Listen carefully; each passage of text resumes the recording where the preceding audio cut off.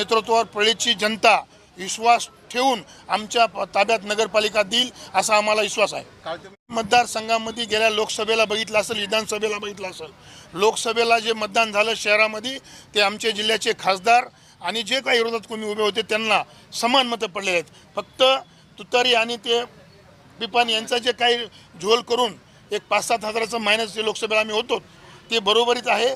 आम्हाला एकच माहिती आहे की लोकसभेला विधानसभेला बोगस मतदान होऊन सुद्धा लोकसभेला आम्ही बरोबरीत आहेत, विधानसभेला सुद्धा आम्हाला पळीत चांगल्या पद्धतीचे मतं पडलेले आहेत।